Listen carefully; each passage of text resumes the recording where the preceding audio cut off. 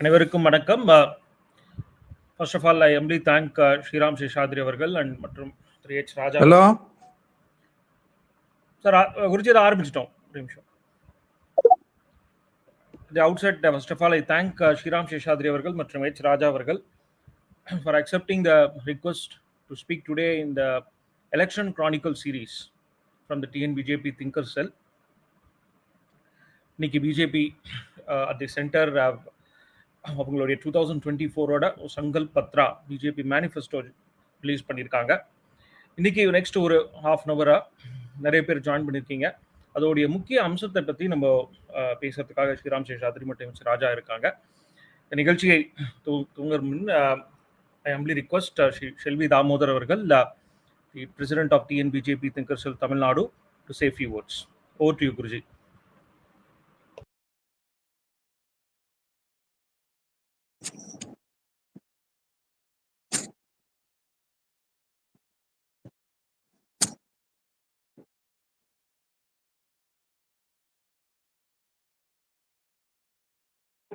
என்னாச்சு sir? Welcome address கொடுக்கலாம் sir.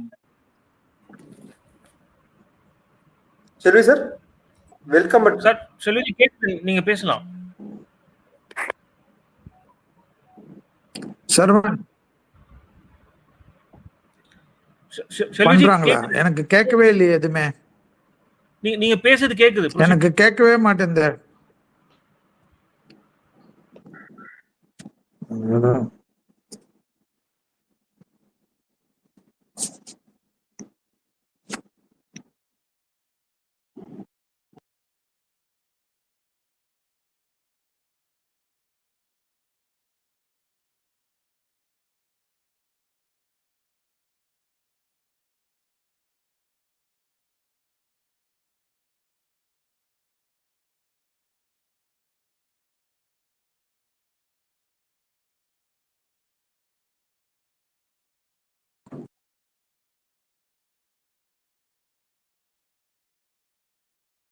எல்லாருக்கும் வந்திருக்கக்கூடிய அத்தனை பேருக்கும் வணக்கம்.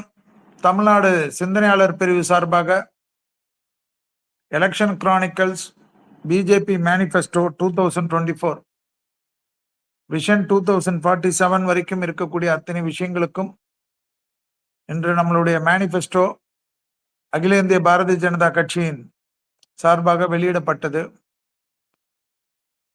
உடனே அதற்கு நம்மளுடைய திராவிட மாடல்கள் அதில் ஏதாவது ஒன்று இன்று அது இது என்று போட்டு சொல்லிவிடுவதற்கு தயாராக ப்ரிப்பேர் செய்து கொண்டிருப்பார்கள். அரசியல் விமர்சகராக இருக்கக்கூடிய அருமை அண்ணன் ஸ்ரீராம் சேஷாத்ரி அவர்களும்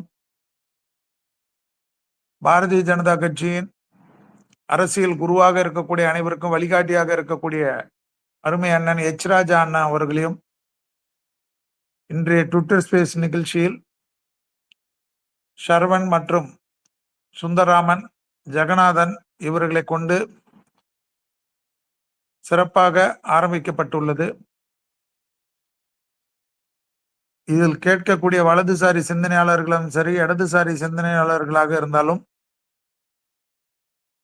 நம்மளுடைய மேனிஃபெஸ்டோ மோடிஜி அவர்களால் அறிமுகப்படுத்தப்பட்ட மேனிஃபெஸ்டோவில் மக்களுக்கு அடுத்த 5 ஆண்டுகள், அதற்கு அடுத்து வரக்கூடிய ஆண்டுகளில் என்னென்ன செய்வோம், அதை எப்படி சாதிப்போம் என்பதற்கு உண்டான பல்வேறு சிறப்பு அம்சங்களை உள்ளடக்கிய ஒரு அற்புதமான மேனிஃபெஸ்டோவை இன்று வெளியிட்டிருக்கிறார்கள். அதை பற்றி நாங்கள்லாம் பேசுவதை விட அதில் நிபுணர்களாக இருக்கக்கூடியவர்கள், பல மேனிஃபெஸ்டோகளுக்கு உருவாக்குவதற்கு காரணமாக இருந்த எச். ராஜா அண்ணன் போன்றவர்கள் எல்லாம் பேசுவது சிறப்பாக இருக்கும் என்பதற்காக தேர்தல் வரக்கூடிய காலகட்டத்திற்கு வரை இந்த ட்விட்டர் பேஸ் நிகழ்ச்சி தமிழ்நாடு சிந்தனையாளர் பிரிவு சார்பாக ஒரு நாளும் கொண்டாடப்படும். பல சிறப்பு நிபுணர்களை அழைத்து பேச வைக்கப்படுவார்கள். அதற்காக எங்களுடைய அணியை சார்ந்த சுந்தராமனாக இருக்கட்டும், ஜெகநாதனாக இருக்கட்டும், மற்றும் எங்களுக்கு உறுதுணையாக இருக்கக்கூடிய ஷரவனாக இருக்கட்டும், எல்லோருக்கும் என்னுடைய மனமார்ந்த நன்றிகளை தெரிவித்துக் கொண்டு வந்திருக்கக்கூடிய அத்தனை பார்வையாளர்களும் வருக வருக என்று கேட்டு விடைபெற்றுக் கொள்கின்றேன். சுந்தராஜன் நீங்க பாத்துக்க. தேங்க்யூ ஸோ மச் செல்வி தாமோதர் அவர்கள். ஜென்ரலாக இந்த மேனிஃபெஸ்டோவில் 2 பாயிண்ட் மட்டும். BJP is known for not just merely announcing the manifesto but its successful implementation. அதாவது இந்த மேனிஃபெஸ்டோவை நம்ம படித்தோம் அப்படின்னா மோடிஜி அவங்க ஓட்டு கேட்கறதோட தார்ந்து நமக்கு மோடிஜி வேணும் அப்படின்றது ஒரு முக்கியமான ஒரு விஷயம். 2047 30 or 47 எப்படி ப்ரோக்ரஸ் ஆக இந்தியா வளர்ச்சி அடைய போகுது அப்படின்ற ஒரு முக்கியத்துவத்தில், அதாவது இம்ப்ளிமெண்டேஷனுக்கு ஒரே ஒரு டெஸ்டிங் பாயிண்ட் வந்து ஜன்தன் அக்கௌண்ட் எடுத்துக்கலாம். 1 கோடி அக்கௌண்ட் 2 கோடி அக்கௌண்ட் தான் சாத்தியம் என்ற ஒரு பெர்ஸ்பெக்டிவ்ல போன மேனிஃபெஸ்டோல இருந்தது. இன்னைக்கு வந்து 50 கோடி அக்கௌண்ட்டுக்கு மேல அந்த ஜன்தன் அக்கௌண்ட் இருக்கு. உலக லெவல்ல மெக்கன்சி ஆர் மிக சிறந்த ஒரு ரிசர்ச் இன்ஸ்டிடியூட்ஸுக்கும் ஆச்சரியமாக இருக்கக்கூடிய ஒரு விஷயமாக அதை பார்க்குறாங்க. இதை few வேர்ட்ஸோட I invite Sriram Seshadri sir to deliver the speech on what is his perspective of today's manifesto, where it will go and how it will go and how it can connect to the voters. Over to you, sir. Thank you, Sundar. Thank you, Shelvi ji, for inviting me. கேக்குறது இல்லையா பேசுறது? Clear, sir. Okay, thank you. Okay, first of all, பல எலெக்ஷன்களை நான் பார்த்தோ இல்லைன்னா அதை பற்றின ஒரு அனாலிசிஸோ இல்லை அதை பற்றின ஒரு in fact help lot of parties during the election. ஒரு மேனிஃபெஸ்டோ என்பது மேலே எனக்கு வந்து ஒரு அரசியல் ஆய்வாளராக ஒரு மேனிஃபெஸ்டோ என்பதே வந்து தேவையா என்று கேட்கக்கூடிய இடத்துல தான் நான் பலமுறை இருந்திருக்கேன். ஏன்னா அப்படிப்பட்ட ஒரு மேனிஃபெஸ்டோ கொடுத்து அந்த வாக்காளர்களுக்கு நம்ம ஒரு சில ஒரு விஷயங்களை சொல்லி அதை வந்து அதன் மூலமாக வாக்குகள் சேகரிக்க முடியுமா எப்படின்னு என்னுடைய ரிசர்ச்ல வந்து ஒரு மேனிஃபெஸ்டோ மூலமாக ஏதாவது வாக்கு சதவிகிதம் இன்க்ரீஸ் ஆயிருக்கா அப்படின்னு பார்த்தா அதனுடைய ரெஸ்பான்ஸ் ஆர் சக்சஸ் ரேட் வந்து வெரி வெரி ஃபியூ. அப்போ ஏன் எல்லாருமே ஒரு மேனிஃபெஸ்டோ ரிலீஸ் பண்றாங்க, தேர்தல் வாக்குறுதிகளை கொடுக்குறாங்க அப்படின்னும் போதுதான் இதுல ஒரு முக்கியமான கேள்வியை நாம் கவனிக்க வேண்டும். அது அதனோட புரிதல் வேணும். அது வந்து ஒரு விஷன் டாக்குமெண்டாக இருக்கும் பட்சத்தில் அதுப்போ வந்து என்னுடைய விஷன் இந்த மாதிரி இருக்கு, ஒரு தேசிய கட்சியினுடைய பார்வை என்ன விதமா இருக்கு அப்படின்னு சொல்வதற்கு உண்டான ஒரு வாய்ப்பாக இந்த மேனிஃபெஸ்டோ இருக்கு அப்படின்னு பார்க்கும்போது தென் அதுக்கு ஒரு கிரெடிபிலிட்டி வருது.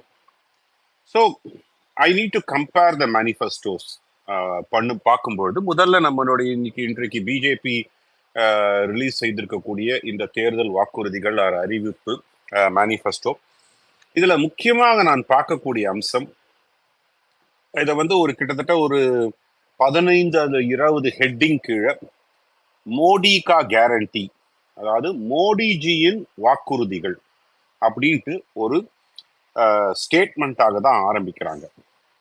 ஏன்னா இந்த மோடி கா கேரண்டின்னும் போது என்ன ஆகுது, Modi has become a brand by himself, அதாவது சொல்வதை செய்து காட்டக்கூடியவர் அப்படின்ட்டு. இது பல விஷயங்கள்ல நடந்திருக்கு. இன்ஃபேக்ட் குளோபல் கிளைமேட் சமிட்ல வந்து ஸ்காட்லாண்ட்ல நடக்கும் பொழுது அப்போ வந்து ஒரு தீர்மானம் நிறைவேற்றப்படும் பொழுது அங்க விவாதத்துல பல நாட்டு தலைவர்கள் என்ன சொன்னாங்கன்னா, இந்தியா ஏற்கனவே கமிட் பண்ணதை அஹெடா முடிச்சுட்டாங்க, அப்போ 2030க்கு ஒரு டார்கெட் அவர் ப்ரப்போஸ் பண்றாருன்னா அதை அவர் செய்து காண்பித்து விடுவார், அதனால நம்ம ஜாகிரதையா அதை ஒப்புக்கொள்ள வேண்டியது ஒப்புக்கொள்ளாத பத்தி விவாதிக்கணும்ன்ற ஒரு விஷயம் வருது. ஸோ ஒரு இன்டர்நேஷனல் அரேனாலையும் சொல்வதை செய்து காட்டியக்கூடியவர், அதாவது சில விஷயம் இந்த அஜாத சத்ரு அப்படின்னு சொல்லிட்டு ஒரு டேர்ம் இருக்கு. அதாவது எதையும் செய்து முடிக்க முடியாதவராலையும் இது அஜாத சத்ருல sorry I forgot the term, செய்து முடிக்க முடியாததை கூட செய்து காட்டக்கூடியவர் அப்படிங்கிற ஒரு இடத்துல மோடி இருப்பதனால் இந்த மோடி கா கேரண்டி அப்படின்னு சொல்லும்போது இதை ஒரு 15-16 ஹெட்டிங் கீழே ஒரு கொடுக்குறாங்க. அது செய்வதற்கு முன்னாடி கடந்த 10 ஆண்டுகளில் கவர்னன்ஸ் அண்ட் டெவலப்மெண்ட்ல இந்த ஆட்சி, மோடியினுடைய ஆட்சி என்ன செய்திருக்கு அப்படிங்கறத ஒரு எஸ்டாப்ளிஷ் பண்ணிட்டு அதுல பலவிதமான இது அச்சீவ்மெண்ட்ஸ் சொல்லலாம். நீங்க வந்து டிமானிட்டைசேஷன் ஒருத்தவங்க வந்து சக்சஸ்ன்னு எடுத்துக்கலாம், ஃபெயிலியர் எடுத்துக்கலாம். as an economist I look at it as a success. ஒரு பிராட் ஸ்பெக்ட்ரம் டிரான்ஸ்ஃபர்மேஷன் இந்த நாட்டில் நடந்திருக்கு. பல முக்கிய முடிவுகள் எடுக்கப்பட்டிருக்கு. ஒரு ஜிஎஸ்டி போன்ற ஒரு டாக்ஸ் டிரான்ஸ்ஃபர்மேஷன் அது வந்து ஒரு மிகப்பெரிய அளவில் நடந்திருக்கு. இன்சால்வன்சி பேங்க்ரப்சி கோட் அதை வந்து செய்திருக்காங்க. பலதரப்பட்ட கொள்கை முடிவுகளை உச்ச நீதிமன்றத்தின் மூலமாக அதை வந்து ஊர்ஜிதம் பண்ணியிருக்காங்க. உதாரணத்துக்கு ஆதார் 2014 முன்னாடி காங்கிரஸ் ஆதார் எடுத்துட்டு வந்தாங்க. இருந்தாலும் அதற்கு ஒரு பேக்கிங் கிடையாது, ஒரு லீகல் பேக்கிங் கிடையாது. ஸோ 2016 வாக்கில் அதுக்கு உண்டான ஒரு லீகல் பேக்கிங் எடுத்துட்டு வரும்போது ஆதார் செல்லாது அப்படின்னு சொல்லி உச்சநீதிமன்றத்தின் மூலமாக சென்று அண்ட் கவர்மெண்ட் ஸ்கீம்ஸ்க்கு ஆதார் மேண்டேட்ரி அப்படி என்பதை உச்சநீதிமன்றம் ஊர்ஜிதம் செய்தது. இதே மாதிரி நீங்க ஒரு காலகட்டத்திலும் ஆர்டிகிள் 370 அப்ரகேஷன் இதுவும் உச்சநீதிமன்றத்துக்கு போய் உச்சநீதிமன்றம் வந்து அதை ஊர்ஜிதம் செய்தது. ஆர்டிகிள் 370 நீக்கியது சரியே. அதாவது இதை வந்து எப்படி அதை செய்வது என்று 70 ஆண்டு காலமாக யோசிக்காத எந்த ஒரு கட்சியும் பாஜக ஆனா அதற்கு முன்னாடியே அவர்களுடைய தேர்தல் வாக்குறுதியாக பல காலமா சொல்லிட்டு வராங்க. கிட்டத்தட்ட ஒரு 40 ஆண்டுகளாக 3 விதமான இது வச்சாங்க. ஒன்று யூனிஃபார்ம் சிவில் கோட், ராமர் கோவில் அண்ட் ஆர்டிகிள் 370 அப்ரகேஷன். இது வந்து ஒரு பிராட் அஜெண்டா. இதெல்லாம் 2ஐ சாதித்து காட்டியாகிவிட்டது, அதுவும் நீதிமன்றத்தின் மூலமாக. அதாவது ஆர்டிகிள் 370 அப்ரகேஷன் ஆன போது பலரும் எதிர்பார்த்தது காஷ்மீரில் மிகப்பெரிய கலவரம் வெடிக்கும்.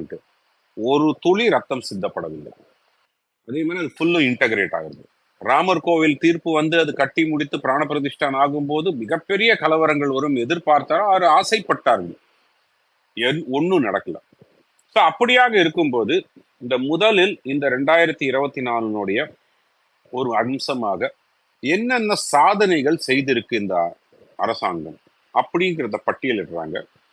அதற்கப்புறம் மோடிகா கேரண்டி என்று ஒரு டாபிக் கீழியும் செய்யறாங்க. இது எதிர்கட்சிகள் வைக்கக்கூடிய விமர்சனம் என்னன்னா, இது எல்லா ஸ்கீமுமே வந்து extended R it will be expanded, it will be continued, இப்படிதான் இருக்கே தவிர புதிதாக எந்த ஒரு திட்டத்தையும் அறிவிக்கலையே அப்படின்னு சொல்லிட்டு எதிர்கட்சிகள் வைக்கக்கூடிய வாதம். ஏன்னா ஃபார் எக்ஸாம்பிள் ரூரல் எலக்ட்ரிஃபிகேஷன் இது வந்து 2014 சொல்லப்பட்டது, 19 வந்து அது சொல்லப்பட்டது. இன்றைக்கு சொல்லப்பட வேண்டிய அவசியம் இல்லை, ஏன்னா அது செய்து முடித்தாகிவிட்டது. அதே மாதிரி ஆர்டிகிள் 370 அப்ரகேஷன் சொல்ல வேண்டிய கட்டாயம் இல்லை, ஏன்னா ஒரு மேனிஃபெஸ்டோலையும் பிஜேபி மேனிஃபெஸ்டோலையும் இருந்தது, அது செய்து காட்டியாகிவிட்டது. ஒரு மேனிஃபெஸ்டோலையும் இருந்த இன்னொரு அம்சம் வந்து நான் சொன்ன மாதிரி ராமர் கோயில் கட்டுவது, அது முடிந்தாகிவிட்டது. அதெல்லாம் திருப்பி சொல்ல வேண்டியதில்லை. ஆனா நீங்க இப்ப எடுத்துக்கிட்டோம்னா ஒரு கரீப் பரிவார் அதை பத்தின ஒரு விஷயமாக இருக்கட்டும், இல்லைன்னா மிடில் கிளாஸுக்கு வந்து என்ன சொல்ல வேண்டும், நாரி சக்தி பெண்களுக்கு என்ன கொடுக்க வேண்டும், ஒரு யூத்துக்கு என்ன கொடுக்க வேண்டும் அப்படின்னு சொல்லிட்டு வரும்போது ஒரு கிசான் சம்மான் யோஜனா 6000 ரூபாய் ஒரு விவசாயிகள் கொடுப்பது, அது கொடுத்து முடிச்சிட்டாங்கன்னு சொல்லலாம். கொடுத்து முடிச்சிட்டாங்கன்னா அனைத்து பெனிஃபிஷியரும் கண்டறியப்பட்டு அவர்களுக்கு வருடம் 6000 ரூபாய் செல்கிறது. அப்ப அதை நிறுத்த போறதில்லை, we will continue அப்படின்னு சொல்றாங்க. அதே மாதிரி ஃபசல் பீமா யோஜனா அதை இன்னும் என்ஹான்ஸ் பண்ண போறோம் அப்படிங்கிறாங்க. மினிமம் சப்போர்ட் பிரைஸ் இதையும் கொடுக்க ஆரம்பித்து விட்டாது. அது வந்து MS சுவாமிநாதன் கமிட்டியினுடைய ரெக்கமெண்டேஷன் 2 மடங்காக ஆக்க வேண்டும் தான் 2006 வாக்குல சொல்லப்பட்டது.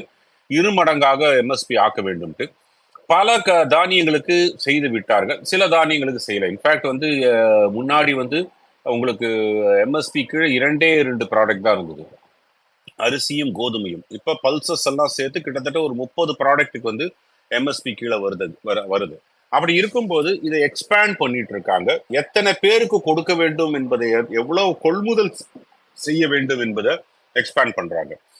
அதே மாதிரி கரீப் பரிவார் ஜன்ல வரும்போது அவர்கள் கொடுக்க வேண்டிய ரேஷன் பொருட்கள் இன்னும் 5 ஆண்டுகள் கொடுக்கப்படும், 80 கோடி மக்களுக்கு கொடுக்கப்படும். இப்போ இது வரைக்கும் நான் செய்துட்டு இருக்கேன், இதை கண்டினியூ பண்ண போறோம் அப்படிங்கிறது. இன்னொரு விஷயத்துல என்னன்னா, இந்த ஆயுஷ்மான் பாரத் இது வந்து கிட்டத்தட்ட ஒரு 14 கோடி ஃபேமிலிக்கு ஏற்கனவே கொடுக்கப்பட்டு வந்திருக்கு அப்படின்னு சொன்னாங்க. இப்ப என்ன சொல்றாங்க, அதை கண்டினியூ பண்றோம், இருந்தாலும் சீனியர் சிட்டிசன்ஸ் 70 வயதுக்கு மேல இருக்கக்கூடிய அனைவருக்கும் கொடுக்கப்படும்.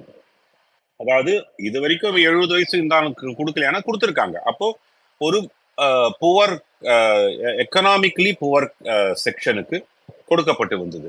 அப்போ என்ன பண்றாங்க, அந்த எக்கனாமிக்கலி புவர் செக்ஷன் இல்லாம அனைவருக்குமே அனைத்து தரப்பிலும் 70 வயதிற்கு மேற்பட்டவர்களுக்கு இந்த 5 லட்சம் ரூபாய்க்கு உண்டான ஒரு காப்பீட்டு திட்டம் எக்ஸ்டெண்ட் செய்யப்படும். ஸோ அப்போ எக்ஸ்டென்ஷன் ஆஃப் திஸ், இது முக்கியமான ஒரு அறிவிப்பு இந்த விஷயம். ஏன்னா இன்றைக்கு நீங்க பாத்தீங்கன்னா பல குடும்பங்களில் இந்த குடும்பம் உடைந்து செல்வதற்கோ இல்ல குடும்பத்துக்குள்ள இருக்கக்கூடிய குழப்பங்கள் வருவதற்கு one of the important aspect வயதானவர்களை அடுத்த ஜெனரேஷன் பாதுகாப்பதாகட்டும், அவளை பார்த்து கொள்வதற்காகட்டும் தயக்கம் காட்டி ஓல்டேஜ் ஹோமுக்கு அனுப்புறதோ இல்ல அவர்கள் தனியாக வசிப்பதோ, இந்த மாதிரி பல குடும்பங்கள்ல நடந்துட்டு இருக்கு. இதுக்கு ஒரு முக்கியமான காரணம், முதலில் ஒரு உணவு அவர்களுக்கு தேவைப்படுவது, இருக்க இடம் தேவைப்படுவது, மூணாவது அவங்களுக்கு இந்த மாதிரி மருத்துவ செலவுகள் கொடுப்பது. இந்த விஷயத்தெல்லாம் வந்து மோடி அவர்களால் சாத்தியப்படுத்த முடிகிறது. அப்ப நான் 70 வயசுக்கு மேல யார் இருக்காங்களோ அவங்க எல்லாம் கொடுக்குறோம். ஏன்னா இன்றைக்கு இருக்கக்கூடிய இன்சூரன்ஸ் பாலிசி, மெடிக்கல் இன்சூரன்ஸ் பாலிசியில 80 வயதிற்கு மேற்பட்டவர்களுக்கு medical policy products very very limited, இல்லைன்னு சொல்லவே மாட்டேன்.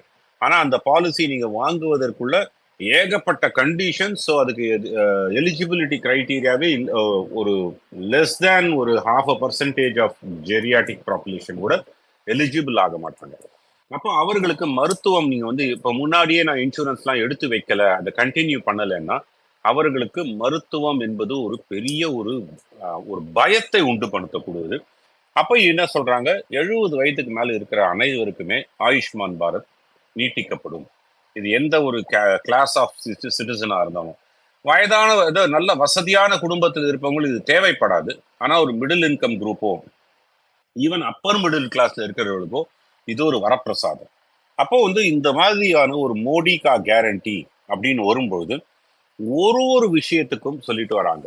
எம்எஸ்எம்இக்கு என்ன பண்ண போறோம், அதே மாதிரி வந்து நம்மளுடைய வெளிநாட்டு கொள்கைகள்ல நம்மளுடைய எக்ஸ்டென்ஷன் என்னவா இருக்க போறது, அந்த மாதிரி ஒரு விஷயத்துக்கும் சொல்லிட்டு வரும்போது குவாலிட்டி எஜுகேஷன்ல என்ன பண்ண போறோம், ஸ்போர்ட்ஸ் டெவலப்மெண்ட்டுக்கு எந்த விதமான ஒரு விஷயத்தை செய்ய போகிறோம் அப்படின்ட்டுலாம் இந்த தேர்தல் அறிக்கையில் சொல்லி கொண்டு வருகிறார்கள். இப்போ நான் இந்த தேர்தல் அறிக்கையை நான் வந்து நல்லா இருக்குப்பா, ரொம்ப அருமையா பேலன்ஸ்டா இருக்கு அப்படின்னு சொல்லணும்னா ஆன் வாட் பேசிஸ் சொல்ல முடியும்? ஒன்று, கடந்த 10 ஆண்டுகளுடைய ட்ராக் ரெக்கார்டை வச்சு. ரெண்டாவது, இதை செய்யக்கூடிய அளவுக்கு ஒரு நிதி ஆதாரங்கள் இருக்கான் அப்படின்னு பார்க்கக்கூடியது. அப்போ எப்படி அதை செய்யப்பட போறாங்க? உதாரணத்துக்கு அடுத்த 5 ஆண்டுகளுக்கு 80 கோடி மக்களுக்கு உண்டான ரேஷன் நாங்கள் எக்ஸ்டெண்ட் செய்வோம். அப்போ அதற்கு உண்டான பட்ஜெட்டரி ப்ரொவிஷன் இருக்கா அப்படின்னா 2020 வருஷம் 2020 செய்து கொண்டு வருகிறார்கள். அப்போ வருஷம் அதுக்கு உண்டான ஒரு பட்ஜெட்டரி அலோகேஷன் என்பதை கொடுத்து கொண்டு இருக்கிறார்கள். 2025 வரைக்கும் உண்டான ஒரு அறிவிப்பாக பட்ஜெட் மூலமாகவே வந்து விட்டது. அப்போ இது சாத்தியப்படும். அப்ப ஏற்கனவே கொடுத்துட்டு இருக்கேன், இப்ப கண்டினியூஸா கொடுக்க முடியும். இது ஏன் கொடுக்கணும்? ஒரு 80 கோடி மக்களுக்கும் கொடுக்கக்கூடிய நிலைமையெல்லாம் நம்மளுடைய இந்திய பொருளாதாரம் இருக்கா அப்படின்னா இல்ல. ஏன்னா இதுல 2 அம்சங்கள் இருக்கு. முதல் அம்சமாக இந்த 80 கோடி மக்களுக்கு கொடுப்பதன் மூலமாக அக்ரிகல்ச்சரல் செக்டார் பெரு வளர்ச்சி அடையும். ஏன்னா இல்லைன்னா ரேஷன்ல கொடுப்பது என்பது குறைவாக தான் இருக்கும். ஏன்னா மக்கள் வாங்கணும் போது அவர்கள் சில பேர் ரேஷன்ல வாங்க மாட்டாங்க, நான் வெளியில போய் வாங்கிக்கிறேன்ட்டு. இப்போ ரேஷன் மூலமாக இலவசமாக கொடுக்கப்படும் போது அதை அரசாங்கம் வாங்கி மக்களுக்கு கொடுக்க வேண்டும். அப்போ அதை வந்து ஒரு ஸ்ட்ரக்சர்டு அந்த ஒரு ஃபார்மர்ஸ்க்கு உண்டான ஒரு கேரண்டீடு பிரைஸ் கிடைக்கும். அந்த அவனுடைய பிரைஸ் ப்ரொடெக்ஷன் கிடைக்கும் அந்த ஒரு விவசாயிகளுக்கு. அப்போ உங்க அக்ரிகல்ச்சரல் செக்டார் 80 கோடி மக்களுக்கு தேவையான உணவு தானியங்களை கொடுக்கக்கூடிய இடத்துல ஒரு அக்ரிகல்ச்சர் செக்டார் நம்ம பாதுகாக்கப்படுகிறது. ஸோ இதுக்கு பின்னாடி இருக்கக்கூடிய தாற்பயங்களை நாம் புரிஞ்சுக்கிட்டாதான், இதனை 80 கோடி மக்களுக்கு கொடுக்கக்கூடிய அளவுல தான் வந்து நம்மளுடைய பொருளாதாரம் இருக்கு, அவர்களுக்கு சர்வைவலே இல்லை, அதனால அரசாங்கம் கொடுக்க வேண்டுமான்னு. ரெண்டாவது, ஹோர்டிங்ஸ் தடுக்கப்படும். ஏன்னா 80 கோடி மக்களுக்கு நான் ஃப்ரீயாவே அரசாங்கம் கொடுக்க போகுதுன்னா, மீதி இருக்கக்கூடிய 60 கோடி மக்கள் தான் போய் வாங்க போகிறாங்க கடைகள்ல போயிட்டு. அப்போ நீங்க வந்து ஒரு தானியத்தை பதுக்கி வைத்து அந்த தானியத்தினுடைய விலைகளை ஏற்றுவது என்பது காலகாலமா நடந்துட்டு வருது. அப்ப ஒரு மெஜாரிட்டி கிட்டத்தட்ட வந்து ஒரு 50-60% மக்களுக்கு உண்டான உணவு தானியங்களை அரசாங்கமே ப்ரொக்யூர் பண்ணி கொடுக்க போகுதுன்னும்போது, மீதி இருக்கக்கூடிய 50 பேருக்கு இது வந்து ஒரு பெரிய சுமையாக இல்லாத ஒரு மக்கள் தொகைக்கு இது வந்து இது மீதி இருக்கக்கூடிய 40-45% மக்களுக்கு ஒரு வர்த்தகத்துல அதை ஹோர்டு பண்ணி பதுக்கி வைத்து அவர்கள் லாபம் சம்பாதிப்பது மிக மிக அரிதாக விடும். அது ஒன்று. ரெண்டாவது, இந்த ஃபுட் இன்ஃப்ளேஷன் இண்டெக்ஸ், இது வந்து உங்களுக்கு வந்து நம்மளுடைய பணவீக்கம் என்பது வரும்போது ஒரு ஃபுட் இன்ஃப்ளேஷன் தான் மிகப்பெரிய contributor to your inflation, price inflations இந்த எக்கானமி. அப்படி இருக்கும்போது இந்த ஃபுட் இன்ஃப்ளேஷனை கான்ஸ்டன்டா மெயின்டைன் பண்ண முடியும். ஏன்னா ஒரு 60% மக்களுக்கு அரசாங்கமே உணவு தானியங்களை கொடுத்து விடுகிறது. அப்படி இருக்கும்போது உங்களுக்கு ஃபுட் பிரைஸ் இண்டெக்ஸ் வந்து அந்த ஒரு இன்ஃப்ளேஷன் ஒரு பேலன்ஸ்டாவே இருக்கும். ஸோ ஒரு விஷயத்துக்கு பின்னாடியும் ஒரு பொருளாதாரமோ இல்லை ஒரு அரசியலோ இல்லை ஒரு சமூக நீதியோ இல்லைன்னா ஒரு சோசியல் ரிஃபார்மோ ஒரு வாக்குறுதிக்கு பின்னாடியும் இருக்கு. அப்போ அதற்கு உண்டான பட்ஜெட்டரி அலோகேஷன் கண்டிப்பா இருக்கு. இப்போ ஆயுஷ்மான் பாரத், இது வந்து ஒரு சோசியல் ரிஃபார்ம், ஒரு ஃபேமிலி ஸ்ட்ரக்சர்ல இருக்கக்கூடிய பிரச்சனைகளை சந்திக்கக்கூடியது.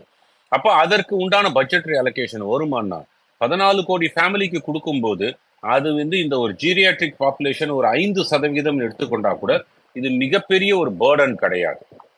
ஸோ அப்போ இது ஒரு கிரெடிபிளான ஒரு தேர்தல் அறிக்கை. அதை வந்து ஒரு ஃபார்வர்ட் லுக்கிங் தேர்தல் அறிக்கையாக பார்க்கப்படுகிறது. இது அடுத்த 5 ஆண்டுகளுக்கு உண்டான தேர்தல் அறிக்கை ஒன்று இல்லை. 2047 பிரதமர் பலவிதமா சொல்லிட்டு இருக்கார். என்னுடைய விஷனே வந்து 3rd டேர்மோ 4th டேர்மோ, தந்தி டிவியில கொடுத்த பேட்டியில நீங்க அதை 3வது டேர்ம் 4வது டேர்ம் சொல்லிக்கோங்க, நான் 2047 வரைக்கும் யோசிச்சுட்டு இருக்கேன் அப்படின்னும் போது இதற்கு உண்டான கட்டுமானங்கள் என்ன தேவைப்படும்? அந்த 2047 நோக்கி செல்ல வேண்டும் என்றால் எனக்கு இன்ஃப்ராஸ்ட்ரக்சரல் ஃபெசிலிட்டி என்ன வேணும்? அப்போ இது அதற்கும் வந்து ஒரு இது நமக்கு இன்ஃப்ராஸ்ட்ரக்சர் வந்து பத்தி பேசும்போது மேனுஃபேக்சரிங் ஹப் அப்படின்னு சொல்லிட்டு கிரியேட் பண்ணுவதா இருக்கட்டும், எம்எஸ்எம்இ செக்டாருக்கு தேவைப்படுகின்ற ஒரு ப்ராமிசஸ் ஆகட்டும், கட்டி சக்தி என்று சொல்லக்கூடிய இன்ஃப்ராஸ்ட்ரக்சர் டெவலப்மெண்ட் எந்த விதமாக செய்யப்படும் என்பதை பற்றின ஒரு விஷன் ஸ்டேட்மெண்ட்ஸ் ஆகட்டும், இது எல்லாம் அதே மாதிரி பேலன்ஸ்டு ரீஜனல் டெவலப்மெண்ட். ஏன்னா இப்போ கடந்த 70 ஆண்டுகளாக ஒரு சில இடங்கள் வளர்ந்து வருகிறது. இப்போ தமிழ்நாட்டை எடுத்துக்கிட்டோம்னா சென்னையோ இல்லை கோயம்புத்தூர் ரீஜன்லோ இருக்கக்கூடிய இண்டஸ்ட்ரியல் டெவலப்மெண்ட்டு ராமநாதபுரத்துலேயோ இல்லை மற்ற இடங்கள்லையோ இருக்கிறது இல்லை. ஏன்னா வந்து என்னன்னா ஒரு டெல்டா மாவட்டங்களில் சில டெவலப்மெண்ட் செய்ய முடியாது, ஏன்னா அக்ரிகல்ச்சர் இஸ் அ மஸ்ட். ஆனால் ஒரு ராமநாதபுரத்தில் உங்களுக்கு ஒரு இண்டஸ்ட்ரியல் டெவலப்மெண்ட் மிகப்பெரிய செய்ய முடியும், ஆனால் அது செய்யப்படவில்லை. அப்போ ஒரு எஸ்டாப்ளிஷ்ட் ஒரு ரீபேலன்ஸ்டு ரீஜனல் டெவலப்மெண்ட் இருந்தால் தான் உங்களுக்கு நகர்ப்புறத்தை நோக்கி மக்கள் வரமாட்டாங்க, செல்ஃப் சஸ்டெனன்ஸ் என்று கிரியேட் அது உருவாக்க முடியும். ஸோ இதெல்லாமே வந்து ஒரு விஷன் டாக்குமெண்ட் ஆகுது. சரி, இப்போ நம்ம இதை சில கம்பேரிசன்ஸும் பண்ணி பார்க்கணும். ஒரு 2-3 நிமிடத்துல நான் வந்து இதை முடிச்சிருக்கேன். காங்கிரஸ்னுடைய மேனிஃபெஸ்டோவையும் பாஜக மேனிஃபெஸ்டோவையும் நம்ம பார்த்தோம் என்றால் அது எந்த அளவுக்கு ஒரு மக்களிடம் ஒரு புரிதல் இல்லாத ஒரு மேனிஃபெஸ்டோ ஒன்று இருக்க முடியும் என்றால் அது காங்கிரஸுடைய மேனிஃபெஸ்டோ. 2019 நான் வந்து நியாய் ஸ்கீம் அப்படின்னு சொல்லிட்டு ஐ திங்க் 7,000 rupees ஏதோ ஒரு வேலை இல்லாதவர்களோ இல்லைன்னா வந்து புவர் கம்யூனிட்டி, அதாவது எக்கனாமிக்கலி புவர் அவர்களுக்கு மாதம் 7,000 ரூபாய் ஊக்கத்தொகை, உரிமை தொகை கொடுக்கப்படும் அப்படின்னாங்க. இப்போ அதை 1 லட்சம் ரூபாயாக கொடுக்கப்படும், வருடத்திற்கு 1 லட்சம் ரூபாய் அப்படின்னு சொல்லி கொடுத்துருக்காங்க. ஃபர்ஸ்ட் ஆஃப் ஆல் இதை வந்து இந்த விதமான ஒரு அறிவிப்பை சொல்லும்போது முக்கியமா என்னத்தை யோசிச்சிருக்குன்னா, இதற்கு எனக்கு பட்ஜெட்ரி அலோகேஷன் எங்கேருந்து வரும்? உதாரணத்துக்கு நான் வந்து 1 லட்சம் ரூபாய் என்று வருஷத்துக்கு எடுத்துக்கிட்டோம்னா, ஒரு 10 கோடி குடும்பங்களுக்கு கொடுக்க வேண்டி வரும்னா எவ்வளவு ஆகும்? 10 லட்சம் கோடி கிட்டது உங்களுக்கு இதுக்கு ஒரு பட்ஜெட்ரி அலோகேஷன் தேவை. அப்ப 10 லட்சம் கோடிக்கு உண்டான ஒரு பட்ஜெட்ரி அலோகேஷன் எங்கேருந்து எடுத்து கொடுப்பாங்க? கடன் வாங்கி கொடுக்க முடியாது. ஏன்னா இப்போதைக்கு வந்து பிஜேபி மேல இருக்கக்கூடிய ஒரு விமர்சனம் என்னன்னா, 2014 நாங்க ஆட்சியை விட்டு போகும்போது 55 லட்சம் கோடி ரூபாய் கடன் இருந்தது, இப்போ 100 லட்சம் கோடியாக மாறி இருக்கு, டபுள் ஆயிருக்கு அப்படிங்கிறாங்க. ஆனா ஒன்று கவனிக்க தவறு விடுகிறார்கள். இதுல 2 விஷயத்தை கவனிக்க மாட்டாங்க. ஒண்ணு, எக்ஸ்டர்னல் பாரோயிங்கே கிடையாது. இப்ப வாங்கக்கூடிய கடன் அனைத்தும் இந்தியாக்குள்ளேயே நம்மளுடைய மக்களிடமிருந்தே வாங்கக்கூடிய கடன். அப்போ அதுல ஒரு பண சுழற்சி ஏற்படுகிறது, இன்ஃப்ளேஷன் கண்ட்ரோல் பண்ணப்படுகிறது. 2வது, இந்த கடன் எதுவுமே நம்மளுடைய அன்றாட வாழ்க்கைக்கு தேவைப்பட கடன் இல்லை. உதாரணத்துக்கு நம்மளுடைய ஹவுஸ் ஹோல்டுன்னு சொல்றேன் நான். இப்ப நமக்கு ஒரு 10,000 ரூபாய் சம்பளம் வருது அப்படின்னா, நான் அதுல வந்து குடும்பம் சிக்கனமா செலவு பண்ணி ஒரு 8,000 ரூபாய் செலவு பண்ணி மாசம் 2,000 ரூபாய் சேவ் பண்றேன். ஆனா ஒரு வீடு வாங்கலாம்ப்பா, ஒரு 2 லட்சம் ரூபாய் கடன் வாங்கலாம் அப்படின்னு சொல்லிட்டு 2 லட்சம் ரூபாய் கடனை வாங்கி நான் ஒரு வீடு வாங்குகிறேன். வாங்கும்போது என் கையில இருந்து நான் என்ன பண்ணுவேன், எனக்கு அதுல என்னுடைய சக்திக்கு மீறின கடன் கிடையாது அது. ஆனாலும் எனக்கு 2 லட்சம் ரூபாய் கடன் இருக்கு, 10,000 ரூபாய் தான் என்னுடைய சம்பாத்தியம். அப்போ மாசம் அந்த 2,000 ரூபாயை நான் கடனை திருப்பி கொடுக்க கொடுத்துட்டு இருக்கேன். அது ஒரு 20 வருஷத்துக்கு கொடுப்பேன்னு வச்சுக்கோங்க. அப்போ எனக்கு அதுல வந்து 2 லட்சம் ரூபாய், நீ 0 டெட்ல இருந்தவன் திடீர்னு 2 லட்சம் ரூபாய் கடனாளி ஆயிட்ட அப்படின்னு பார்க்க முடியாது. ஏன்னா அந்த 2 லட்சம் ரூபாய் ஒர்த்தான அசட் என்கிட்ட இருக்கு. நாளைக்கே கடனை கட்ட முடியாத நிலை வரும்போதோ இல்ல எனக்கு வந்து வேற ஒரு அத்தியாவசிய தேவைப்படும் போதோ இந்த மூலதனத்தை நான் விற்று கூட நான் கடனை அடைத்து விட்டு மீதி இருக்கக்கூடிய பணத்தை வச்சு நான் வந்து என்னோட குடும்பத்தை ஓட்ட முடியும். அதே போலதான் அதே வந்து நான் மாசம் 10,000 ரூபாய் சம்பாதிக்கிறேன், எனக்கு அன்றாட செலவுக்கே, சாப்பாட்டு செலவுக்கே வந்து என்னுடைய மற்ற செலவுகளுக்கு எல்லாம் சேர்த்து எனக்கு மாசம் 12,000 ரூபாய் செலவு பண்றேன். அப்ப 2,000 ரூபாய் கடன் வாங்கி தான் நான் குடும்பமே நடத்தணும் போது இரண்டுக்கும் உண்டான வித்தியாசம் அதுதான்.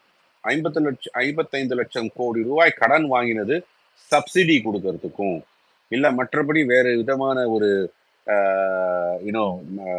அதாவது ஒரு டெவலப்மெண்டல் எக்ஸ்பெண்டிச்சரா இல்லாம இதை வந்து வேறு விதமாக உங்களுடைய பட்ஜெட்ரி அலோகேஷனுக்கு தேவைப்படுறதுக்கு உண்டான கடன் வாங்குவதை தாண்டி மீதி நான் வாங்கக்கூடிய கடன் என்னுடைய உள் கட்டுமானம் பெருக்கிறதுக்காக, இன்ஃப்ராஸ்ட்ரக்சர் டெவலப்மெண்ட், இதற்காக நான் கடன் வாங்கினேன்னா எனக்கு பிரச்சனையே இல்லை. பிகாஸ் அதனால நான் வந்து நமக்கு ஜிடிபியினுடைய பர்சன்டேஜ்ல நாம் இன்னும் 100% தாண்டவில்லை. வளர்ந்த நாடுகளான அமெரிக்காவோ ஜப்பானோ கிட்டத்தட்ட 217% அவங்களுடைய ஜிடிபியில கடன் அவர்களுக்கு இருக்கு அவுட்ஸ்டாண்டிங். நம்ம இந்தியா இன்னும் அந்த அளவுக்கு போகவில்லை. அபவுட் 70 to 80%, 72% கிட்ட தான் இப்போ இருக்கும். ஸோ வெரி ஹெல்த்தியான சிச்சுவேஷன்ல இருக்கும்.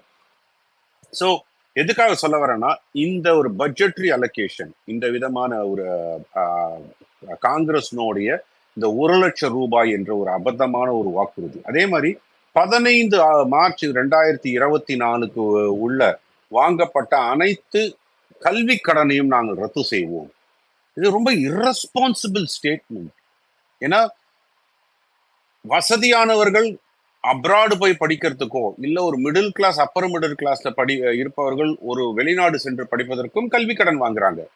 வசதி அற்றவர்கள் ஒரு மேற்படிப்பு படிப்பதற்கும் கல்வி கடன் வாங்குறாங்க. அப்ப அந்த கல்வி கடனை நான் திருப்பி செலுத்துவதற்கு உண்டான வழிமுறையை செய்ய வேண்டுமே தவிர நான் அதை ரத்து செஞ்சிருவேன்னு சொன்னா கோடீஸ்வரனும் வாங்கிட்டு போயிருப்பான், இல்ல ஒரு upper middle class who can afford to ரீபேவும் வாங்கிட்டு போயிருப்பான். யூஎஸ்ல போய் படிச்சுட்டு நல்ல ஒரு $1 லட்சம் சம்பாதிப்பான். ஆனா அவங்கள்தையும் நீங்க ரத்து செய்வீங்கன்னா எவ்வளவு ஒரு பொறுப்பற்றத்தனமான ஒரு வாக்குறுதி. அப்கோர்ஸ் இது அவங்க வின் பண்ண போறது இல்லை, அதனால வாயில வந்ததெல்லாம் சொல்லலாம்.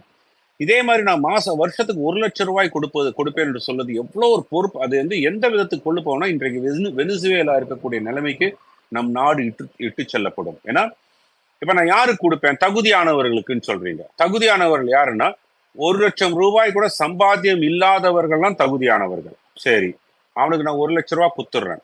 கஷ்டப்பட்டு ஒருத்தன் 1,50,000 சம்பாதிச்சுட்டு இருக்கான் வருஷத்துக்கு, மாசம் 10-12,000 சம்பாதிக்கிறான். அவனுக்கு என்ன ஒரு என்கரேஜ்மெண்ட்? எப்ப நான் வீட்டுல உக்காந்து தானே எனக்கும் 1,00,000 வரும், நான் வேலையே செய்யாம நான் பாட்டுல காலாட்டின்னு உட்காந்து 1,00,000 வாங்கலாமே. ஸோ மக்களுடைய முயற்சி என்பதை குலைக்கக்கூடிய விதமான ஒரு வாக்குறுதிகள்.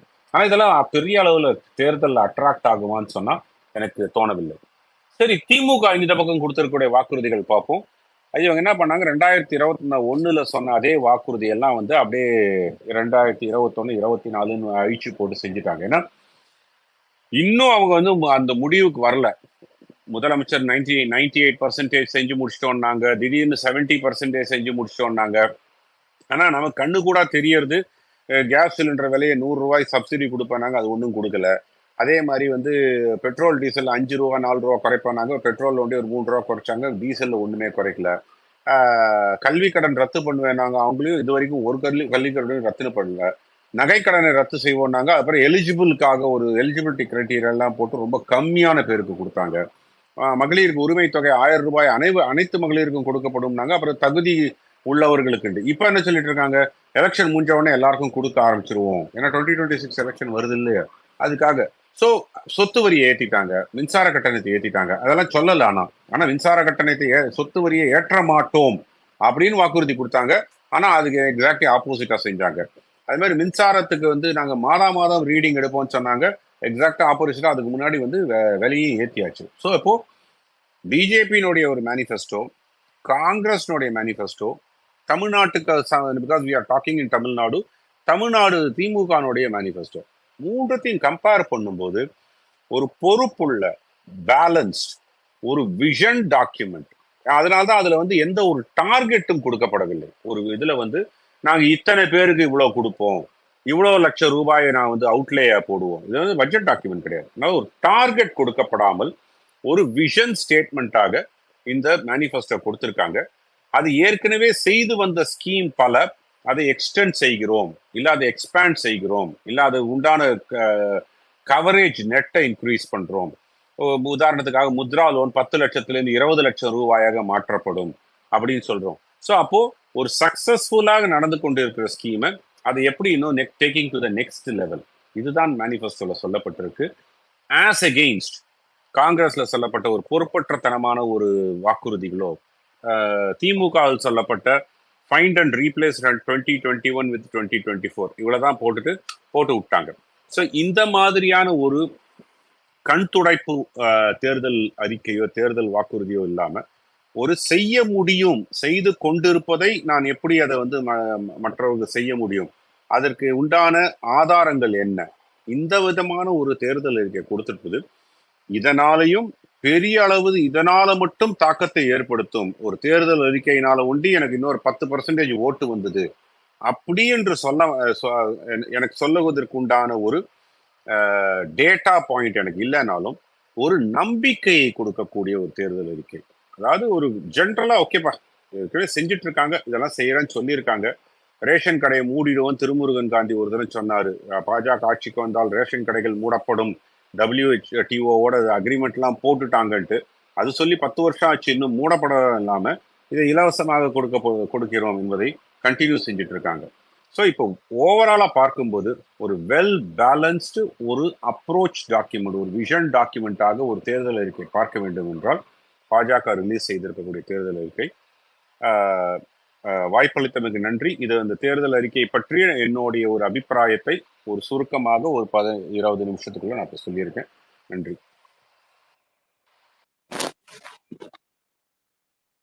சார் தேங்க்யூ சார், ரொம்ப ஆழமான கருத்துக்களை சொன்னீங்க. சில கொஷின்ஸ் இருக்கு சார், சில பேர் கேட்டிருக்காங்க கேட்க சொல்லி. முதல் கொஸ்டின், ஃப்ரீபிலாம் வந்து அவ்வளோ இல்லைன்றீங்க, ஆனா இங்க என்ன மின்கட்டணம் ஏத்துறாங்க, அங்க வந்து மின்கட்டணமே ஃப்ரீயா தருவோம், எலக்ட்ரிசிட்டியை நாங்க ஃப்ரீயா தருவோம் அந்த ஸ்கீம்ல, அதுவும் ஃப்ரீபி தானே சார்? அது இம்பாக்ட் இருக்கும்னு நினைக்கிறீங்களா? எலக்ட்ரிசிட்டி ஃப்ரீ அப்படின்றதே பெரிய ஒரு விஷயமா பார்க்கப்படுது இந்த மேனிஃபெஸ்டோல. இதுல எல்லா ஃப்ரீபியை நான் வந்து ஒரு கேட்டகரைசேஷன் பண்ண வேணும்னு பாக்குறேன். அதாவது தகுதி உள்ளவர்களுக்கு அவர்கள் வாழ்வாதாரத்தை உயர்த்துவதற்கு கொடுக்கக்கூடிய அசிஸ்டன்ஸ் அதை நான் ஃப்ரீபீனே எடுத்துக்க மாட்டேன். உதாரணத்துக்கு இப்ப நீங்க வந்து தமிழ்நாட்டிலே வந்தது கலைஞர் காப்பீட்டு திட்டம் அப்படின்னு சொல்லிட்டு one of the brilliant schemes you should appreciate. ஏன்னா அப்போல்லாம் வந்து உங்களுக்கு ஒரு இன்சூரன்ஸ் என்பது ஒரு ஏழை மக்களுக்கு மெடிக்கல் இன்சூரன்ஸ் என்பதை நாம் நினைத்து கூட பார்க்க முடியாத இடத்துல தமிழ்நாட்டில் ஒரு முன்னோடியாக கலைஞர் காப்பீட்டு திட்டம் 1 லட்சம் ரூபாய்க்கு வந்தது. ஜெயலலிதா அவர்கள் 2 லட்சமா மாத்தினாங்க. அதையே ஒரு அடாப்டேஷன் பண்ணி ஆயுஷ்மான் பாரத் என்று 5 லட்சம் குடும்பத்துக்கு 5 லட்சம் ரூபாய் என்று கொடுக்குறாங்க. இது வந்து ஃப்ரீபின்னு சொல்லணுமா இல்ல ஒரு உங்களுக்கு வந்து ஒரு சோஷியல் ரெஸ்பான்சிபிள் கவர்மெண்ட்னு சொல்லணுமான்னு பார்த்தா I would put it on the other side. Social responsibility இருக்கக்கூடிய ஒரு அரசாங்கம், இது ஒரு ஃப்ரீபின்னு சொல்ல முடியாது. அதே மாதிரி கல்வி கடன் ரத்துன்னு இப்ப நம்ம சொல்லிட்டு இருக்கோம். ஒரு எலிஜிபிளான கேண்டிடேட்டுக்கு, அதாவது ஒரு வறுமை கோட்டுக்கு கீழே இருக்கக்கூடியவர்களுக்கு கல்வி கடன் ரத்துன்னு சொல்றது வந்து ஒரு விதமான ஒரு ஃப்ரீபியாக இருந்தாலும் அவர்களை முன்னேற்றுவதற்கு உண்டான ஒரு விஷயம். அப்போ அதை என்ன பண்றாங்க, இப்போ பிஜேபியோட மேனிஃபெஸ்டோலயே அவர்களுக்கு உண்டான அந்த எப்படி அவர்களுக்கு வந்து அந்த உண்டான ஒரு ஊக்கம் கிடைக்கும், அதற்கு உண்டான சப்போர்ட் என்ன விதமா கிடைக்கும்ன்றாங்க. அப்போ அது ஃப்ரீபின்னு எடுத்துக்க முடியாது. ரத்துன்னு சொன்னா என்ன பொறுத்த வரைக்கும் ஃப்ரீபி. அதே மாதிரி எலக்ட்ரிசிட்டின்னு எடுக்கும்போது கூட வறுமை கோட்டிற்கு கீழே இருக்கிறவர்களுக்கு, அந்த எக்கனாமிக்கலி புவர் ஸ்ட்ராட்டால இருப்பவர்களுக்கு நான் மின்சாரம் ஃப்ரீயா கொடுக்கறேன்றது என்னை பொறுத்த வரைக்கும் மிகப்பெரிய அளவுல ஒரு அந்த ஃப்ரீபின்ற கல்ச்சரே தப்பு தானே தவிர, ஆனா அவர்களால் அதை கூட செலுத்த முடியாதவர்களுக்கு நான் ஃப்ரீயா கொடுப்பேன், எல்லாருக்குமே 100 யூனிட் ஃப்ரீன்னு கிடையாது. அது ஒரு கேட்டகரைஸுக்குள்ள இத்தனை ரூபாய்க்குள்ள நான் வந்து அது ஒரு இலவசமா கொடுப்பேன். இப்போ உஜ்வாலா ஸ்கீம் கனெக்ஷன் ஃப்ரீ. அதே மாதிரி வந்து ஃபர்ஸ்ட் ஒரு சிலிண்டர் இன்னொரு ஃப்ரீயா இருந்தது. அப்புறம் கோவிடும் போது என்ன பண்ணாங்க, இன்னொரு 3 சிலிண்டர் வரைக்கும் ஃப்ரீயா கொடுத்தாங்க. இந்த மாதிரியான ஒரு தேவையான நேரத்தில் தேவையான அளவு கொடுப்போம், அந்த ஒரு இலவசமா கொடுப்பதில் தவறு இல்லை. உதாரணத்துக்கு 80 கோடி மக்களுக்கு உண்டான ரேஷன் அரிசி இலவசமாக கொடுக்கப்படும். அந்த 80 கோடி மக்களாலையும் வாங்க முடியாத நிலைமை இருக்கான்னா இவங்களால வாங்க முடியும். ஆனா அவங்களுக்கு உண்டான அந்த பேர்டனை அரசாங்கம் எடுத்துக்கொள்கிறது.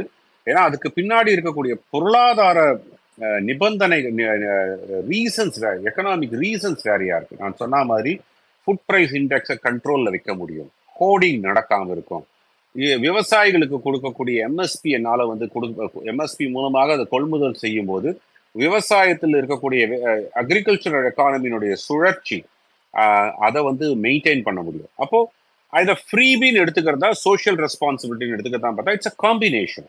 ஸோ அதனால உங்களுக்கு இலவசம் என்பது அரசாங்கம் எதை செய்தாலுமே ஒரு இலவசம் இருக்கும். ஆனா அதுல ஒரு பர்பஸ்ஃபுல் இலவசம் இருக்கா அப்படின்னு தான் பார்க்கணும். இப்ப நான் வந்து கலைஞர் காப்பீட்டு திட்டம்னு வந்த போது அவர் ஜெயலலிதா அவர்கள் எடுத்து வந்த போது அது வந்து அம்மா காப்பீட்டு திட்டம் மாத்தினாங்கன்னு நினைக்கிறேன். அம்மா உணவகம் ஜெயலலிதா எடுத்துட்டு வந்த போது வெரி சப்சிடைஸ் ரேட்ல it was a brilliant scheme. நம்ம சத்துணவு திட்டம் சொல்லிட்டு எம்ஜிஆர் அவர்கள் எடுத்துட்டு வந்தாங்க, பிரில்லியன்ட் ஸ்கீம்.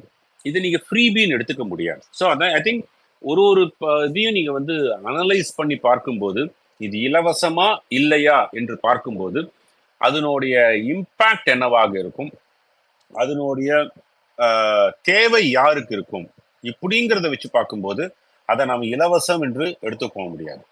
அதுக்கு வந்து ஒரு சோஷியல் ஜஸ்டிஃபிகேஷன் இருக்கக்கூடிய விஷயங்கள் எதையுமே நீங்க இலவசம் என்று சொல்லி அதை நம்ம வந்து அதை வந்து விமர்சிக்க முடியாது என்பது என்னுடைய பார்வை. Sriram sir, thank you so much. இன்னும் ஒரு 2 கேள்வி மட்டும். அதோட முக்கியமாக வந்து மக்களுக்கு வந்து பார்த்தோம் அப்படின்னா, இங்கே வந்து பார்த்தீங்க அப்படின்னா பிங்க் பஸ் தரோம் அது தரோம்னு சொல்லிட்டு ஒரு ப்ராமிஸ் கொடுக்குறாங்க. பட் முக்கியமாக மக்களுக்கு இன்னும் புரிய வேண்டிய ஒரு விஷயம் என்ன அப்படின்னா, குளோபல் லெவலில் குளோபல் லீடரோட அமைப்பில் ரெகக்னைஸ் பண்ண நம்மளுடைய நரேந்திர மோடிஜி அவர்கள் வரக்கூடிய எதிர்காலத்தில் the problems that we may face from China and other countries, economically challenges and other competitive challenges also, இதுக்கெல்லாம் சொல்யூஷன் ஒரு ப்ராட் பெர்ஸ்பெக்டிவ்ல பார்த்தோம் அப்படின்னா இது வந்து பாரத பிரதமருக்கான எலெக்ஷன், பிரைம் மினிஸ்டருக்கான எலெக்ஷன் அப்படின்றது ஒரு தாமர மக்களுக்கு இது மாதிரியான ஸ்மால் பிங்க் பஸ் அது இதுன்னு சொல்லி ஒரு அல்ப ப்ராமிஸ்ல வந்து முடுக்க பார்க்குறாங்க. இது நீங்க எப்படி பாக்குறீங்க? இது மக்களுக்கு வந்து உங்களுடைய ஒரு பெர்ஸ்பெக்டிவ்ஸ்ல இதை புரியற மாதிரி கொஞ்சம் தெளிவுபடுத்த முடியுமா? சார், அதாவது ஈவன் இந்த மேனிஃபெஸ்டோல அதை பத்தி பேசியிருக்காங்க. How the border strengthening would happen, police ஃபோர்ஸினுடைய முறையில எப்படி மேனேஜ் பண்ணுவோம், ஆர்ம்டு ஃபோர்ஸஸ்னுடைய முறையில் எப்படி மேனேஜ் பண்ணுவோம், அதற்கு உண்டான தளவாடங்கள், இராணுவ தளவாடங்கள் எந்த அளவுக்கு உயர்த்தப்படும், இல்லை நம்பர்ஸ் சொல்லப்படவில்லையே தவிர இந்த ஒரு விஷன் சொல்லப்பட்டிருக்கு. அப்போ உங்களுக்கு எக்ஸ்டர்னல் அக்ரெஷன் கண்டிப்பாக மிகப்பெரிய அளவில் எக்ஸ்டர்னல் அக்ரெஷன்ல வரும்போது நான் வந்து இதை வந்து ஒரு டிஃபென்ஸ் அக்ரெஷனையும் தாண்டி ஒரு எக்கனாமிக் அக்ரெஷனும் மிகப்பெரிய அளவில் அடுத்த சில ஆண்டுகள் நாம் ஃபேஸ் பண்ண வேண்டி வரும். அந்த 3வது டேர்ம்ல வரும்போது, ஏன்னா வந்து இது world, we are moving towards world super power. ஒரு எக்கனாமிக் சூப்பர் பவராக ஏற்கனவே $5 trillion வந்தாதான் இல்லை, ஏற்கனவே வந்து ஒரு எக்கனாமிக் டிசிஷன் குளோபலா வந்து எடுக்கக்கூடிய இடத்துல ஒரு இந்தியா அதை இன்ஃப்ளூயன்ஸ் செய்யக்கூடிய இடத்துல இருக்குன்னும் போது எக்கனாமிக் சூப்பர் பவரை நோக்கி நாம் சென்று விட்டோம். இதை வந்து ஒரு டிஃபென்ஸ் பேஸ்டு சூப்பர் பவராக நாம் மாற்ற வேண்டும் என்றால் அதை நோக்கி சென்று கொண்டிருக்கிறோம். நம்மள்ட்ட இருக்கக்கூடிய ரிசர்ச் கேப்பபிலிட்டி என்ன, வாங்கும் திறன், நமக்கு வேணுங்கிற தளவாடங்களை வாங்கும் திறன் என்ன விதமா இருக்கு, அதுக்கு எப்படி உண்டான அலோகேஷன்ஸ் கடந்த ஆண்டுகளில் கொடுக்கப்பட்டிருக்கு. அதே மாதிரி டிஃபென்ஸ் எக்ஸ்போர்ட்ஸ் நாம் செய்கிறோம். செல்ஃப் சஸ்டெனன்ஸ் இன் டிஃபென்ஸ் மேனுஃபேக்சரிங், இதெல்லாம் நோக்கி செல்லும் போது நேச்சுரலி உங்களுக்கு வந்து இந்த நெய்பரிங் ஸ்டேட்ஸோட எல்லாமே ஏற்கனவே வந்து நமக்கு வந்து ஒரு பிக் பிரதரா இருந்து நமக்கு அறிவுரை சொல்லி கொண்டு இருந்த பல நாடுகள் வந்து அவங்களுக்கு ஒரு த்ரெட்டா தான் இருக்கும். Because we are displacing them. ஒரு அமெரிக்கா வந்து முன்னாடிலாம் வந்து பாகிஸ்தான் மேல வந்து ஒரு தீவிர தாக்குதல் நடத்தின உடனே சொல்லக்கூடிய முதல் வார்த்தை, இந்தியா நீங்க வந்து ரெஸ்ட்ரெயின்டா இருக்கணும், நமக்கு அறிவுரை சொல்லிட்டு இருப்பாங்க. இப்ப யாரும் அதெல்லாம் சொல்றது இல்லையா? கடந்த 10 ஆண்டுகள்ல யாரும் சொல்றது இல்லை. பெரிய அளவு தாக்குதல்கள் இல்லைன்னா கூட ஒரு புல்வாமா தாக்குதல் நினைஞ்ச உடனே இப்ப திருப்பி போய் அடிச்சோம். ஒரு சர்ஜிக்கல் ஸ்ட்ரைக் செய்து விட்டு வந்த பிற்பாடு யாரும் நமக்கு அட்வைஸ் பண்ணவில்லையே, நீங்க பாகிஸ்தான் கூட ரெஸ்ட்ரெயின்டா இருங்க, நீங்க கொஞ்சம் வளர்ந்தவங்க, அவன் சின்ன பையன், அவன் தப்பு தான் செய்வான், அதுக்கு பொறுத்துட்டு இருக்குன்னு யாரும் சொல்லல. ஸோ இப்படியாக ஒரு உலக அளவில் நம்முடைய பாரதத்தினுடைய ஒரு ஸ்திரத்தன்மையும், உலக அளவில் பாரதத்தினுடைய பெருமையையும் மரியாதையையும் ஒரு எஸ்டாப்ளிஷ் செய்து கொண்டிருக்கும் போது, இந்த ஸ்மால் ரீசன்ஸ், எனக்கு ஃப்ரீ பஸ் கொடுப்பாங்களா, இல்லைன்னா எனக்கு வந்து 1000 ரூபாய் உரிமை தொகை கொடுப்பாங்களா, இதுக்காக வந்து ஓட்டு போடக்கூடிய மக்கள் இருப்பது ஒரு ஒரு ஒரு வருந்தத்தக்க விஷயம்தான்னா கூட அதற்காக ஓட்டு போடுவதை தாண்டி ஒரு லாங் டேர்ம் விஷன்ல தான் பார்த்து போட வேண்டும். அதனால்தான் இன்னைக்கு கூட நான் ஒரு விவாதத்துல இருந்த போது ஒரு திமுக அன்பர் ஒருத்தர் கேட்டார், இந்த மாதிரி வந்து நாங்க சொல்லியிருக்கோம் பாருங்க, மார்ச் மாசம் வரைக்கும் இருக்கக்கூடிய லோன் எல்லாம் டிஸ்பர்ஸ் பண்ணுவேன். நான் கேட்டேன், இது வந்து பொறுப்பான ஒரு தேர்தல் அறிக்கையா இல்ல பொறுப்பான ஒரு வாக்குறுதியா? Irresponsible one. நான் எக்ஸ்பிளைன் பண்ண மாதிரி. அதே மாதிரி யாருக்கு கொடுக்க வேண்டும், எவ்வளவு கொடுக்க வேண்டும், அதை கொடுக்காமல் அதை அவர்களுக்கு உண்டான அந்த பூர்த்தி செய்ய முடியுமா? இன்ஃபேக்ட் சொல்ல போனா அந்த 80 கோடி மக்களுக்கு ஃபுட் பிரைஸ் கொடுக்கணுமான்னா என்னை பொறுத்த வரைக்கும் அது கொடுக்காமல் அவர்கள் அதை எப்படி அவர்கள் வாங்க முடியும் என்பதை நான் வந்து ஒரு நாடு நிர்ணயிக்க வேண்டுமே தவிர, ஆனா அதுக்கு பின்னாடி இருக்கக்கூடிய வேறு காரணங்கள் இருக்கு. அப்ப நான் அந்த காரணங்களை அச்சீவ் பண்ணணும். இப்போ அரசாங்கம் வந்து ஒரு அக்ரிகல்ச்சரல் எக்கனாமிக் சுழற்சி நடந்துட்டு இருக்கணும், ஒரு அந்த எக்கனாமிக் டிரான்சாக்ஷன்ஸ் நடந்துட்டு இருக்கணும் அப்படின்னா அரசாங்கம் தான் அதுல போய் வாங்க வேண்டியிருக்கும். அப்ப அரசாங்கம் வாங்கின தானியத்தை என்ன செய்ய முடியும்? கடலை போய் கொட்ட முடியாது. அதற்கு பதிலாக நான் இலவசமாக என்னுடைய மக்களுக்கே கொடுத்து விடுகிறேன் அப்படிங்கிறது வருது. அப்போ அது வந்து ஒரு ஃபுட் இன்ஃப்ளேஷன் இண்டெக்ஸை வந்து என்னால் கண்ட்ரோல் பண்ண முடியுது. அப்படின்னும் போது இதுக்கெல்லாம் வந்து ஒரு there is a reason behind. அப்போ அந்த மாதிரியான ஒரு ஸ்மால் எனக்கு பிங்க் பஸ் கொடுக்கல, அந்த மாதிரி ஒரு ப்ராமிஸ் இல்லை, எனக்கு நகைக்கடன் ரத்து பண்ணல, இந்த மாதிரி ஒரு ஃபேன்சியான ப்ராமிஸ் இல்லை, அப்படி என்று மக்கள் ஓட்டு போட நினைக்கும் பட்சத்தில் அதற்கு உண்டான பேர்டனும் நம் தலையில் தான் விழும். உதாரணத்துக்கு காங்கிரஸ் சொன்ன அந்த 1 லட்சம் ரூபாய் நான் கொடுப்போம்னு சொன்ன போது சாம் பிட்ரோடாவிடம் ஒரு கேள்வி வைக்கப்பட்டது, இதற்கு உண்டான ஃபண்டிங் எங்கேருந்து வரும்னும் போது நான் டாக்ஸேஷனை அதிகமாக்குவேன் அப்படின்னு சொல்லிட்டு அவர்களுடைய பதில் இருந்தது. அப்போ ஏற்கனவே நான் வந்து இருக்கக்கூடிய வரி வருவாயை நான் இன்க்ரீஸ் பண்ணணும் என்றால் நான் வந்து இப்போ 33% இன்கம் டாக்ஸ் இருக்குன்னா அது 40% ஆக்குவேன்னு சொல்றாரா, இல்ல 18% இருக்கக்கூடிய ஜிஎஸ்டி நான் ரிவைஸ் பண்ணி எல்லாம் பண்றேன்னு ஒரு குளறுபடி பண்ணி அது 24% எடுத்துட்டு போவாங்களா? அப்போ நீங்க 1,00,000 கொடுக்கறத நான் இன்னொரு 6% போட்டு அனைத்து மக்கள் தலையிலுமே அந்த வரியை விதிச்சு நான் உனக்கு கொடுக்குறேன் அப்படின்னும் போது ஒரு ஏமாற்று வேலை அது, ரைட்? ஸோ அந்த மாதிரியான ஒரு விஷயமாக இல்லாமல் ஒரு தேர்தல் வாக்குறுதி இருக்கு. ஐ திங்க் இது வந்து ஒரு மேஜர் பாப்புலேஷனுக்கு போய் சேர வேண்டும் என்பதற்கு உண்டான நேரம் தமிழ்நாட்டில் ரொம்ப கம்மியா இருக்கு. பிகாஸ் தமிழ்நாட்டில் டிஎம்கேனுடைய ஃபால்ஸ் ப்ராபகண்டா கோஸ் மச் வைரல் தேன் ஒரு பிஜேபியினுடைய ஒரு ப்ராபகண்டா, பாசிட்டிவ் ப்ராபகண்டா போய் சேர்வதற்கு டைம் ஆகும்னா கூட, பட் நேஷனல் லெவல்ல இது ஒரு பெரிய தாக்கத்தை ஏற்படுத்தும். இதற்கு அதாவது காங்கிரஸ்னுடைய ப்ராமிசஸுக்கு நேர் எதிராக இந்த ப்ராமிசஸ் இருக்கும்போது மக்கள் அதை ஆராய தொடங்குவாங்க. ஏன் காங்கிரஸ் சொன்னா இங்க பிஜேபி இதை சொல்லலையே அப்படின்னு சொல்லிட்டு ஓரளவுக்கு அதை பத்தி ஒரு திங்க் பண்ணும்போது மக்களுக்கே ஒரு பெரிய புரிதல் வரும். அதனாலதான் 7,000 ரூபாய் கொடுப்பேன் மாசம் அப்படின்னு சொல்லிட்டு இந்த நியாய ஸ்கீம்ல கொடுத்த போது ஐடியலா ஸ்பீக்கிங் ஒரு 40-45% ஓட்டு வந்து காங்கிரஸுக்கு போயிருக்க வேண்டும். அவர்கள் வந்து அந்த அளவுக்கு வரல. அப்போ மக்கள் அதை நிராகரித்து விட்டார்கள். காங்கிரஸ் அக்னிபாத் ஸ்கீமை கேன்சல் பண்ணுவேன், பிஜேபி கொண்டு வந்த சட்டத்தையும் நான் ரீவிசிட் பண்ணுவேன் போது இது வந்து ஒரு டீஸ்டெபிளைஸ்ட், அதான் முஸ்லீம் லீக் மேனிஃபெஸ்டோன்றது பிரதமர் அதை பற்றி சொன்னார். அந்த மாதிரி தான் அது இருக்கு, ஒரு செப்பரேட்டிஸ்ட் மைண்ட் செட்டோடு இருக்குன்னும் போது அதை மக்கள் நிராகரிக்க ஆரம்பிப்பாங்க. Very long answer, but I hope I answer that. Thank you sir. மக்களுக்கு வந்து ஒரு 2-3 விஷயங்கள் வந்து இன்னும் குழப்பத்திலே இருக்கிறத வந்து நம்ம எவ்வளவுதான் தெளிவுபடுத்தினாலும் இந்த ஒரு ஆப்பர்ச்சுனிட்டியில் ஒரு ஈச் 1 minute நீங்கள் if you can clarify on the 2 points again. One is on the electoral bonds issue, which ஒரு segment of people are still not very clear அப்படின்றத நான் நினைக்கிறேன். அது உங்களுடைய perspective and of course on the devolution of funds. கண்டிப்பா sir. First electoral bonds சொல்லி முடிச்சுடுறேன். சரி, எலக்டரல் பாண்ட்ஸ் இந்த சுப்ரீம் கோர்ட் நடந்த கேஸ்ல என்னுடைய தாழ்மையான அபிப்பிராயம், சுப்ரீம் கோர்ட் ஒரு அட்மினிஸ்ட்ரேட்டிவ் டெசிஷன் அண்ட் பார்லிமெண்ட்ரி டெசிஷன்ல ஓவர் ரீச் பண்ணிட்டாங்கன்னு தான் என்னுடைய அபிப்பிராயம். ஏன்னா இது வந்து against the fundamental rights of the individual அப்படின்னு சொல்லும்போது ஒரு பாராளுமன்றம் இயற்றிய சட்டம், அதுல ஒரு அனானிமிட்டி கொடுக்கப்பட்டது. எலக்ட்ரல் பாண்ட்ஸ்னா என்ன? முன்னாடி ஒரு கட்சிக்கு ஒரு டொனேஷன் கொடுக்க வேண்டும் என்றால், அதுவும் எஸ்பெஷலி ஒரு கம்பெனியாக இருக்கக்கூடியவர்கள் கொடுக்க வேண்டும் என்றால் அவங்க வந்து அது எந்த விதமாக வேணா கொடுத்துருக்கலாம். அது பேங்க் டிரான்ஸ்ஃபர் மூலமா கொடுத்துருக்கலாம், இல்லை கேஷா கொடுத்துருக்கலாம். அப்போல்லாம் என்ன இருந்தது, அப் டு 20,000 ரூபாய் பொலிட்டிக்கல் பார்ட்டிக்கு ஒருவரிடம் இருந்து உங்களுக்கு டொனேஷனாக பெறப்படலாம் கேஷா.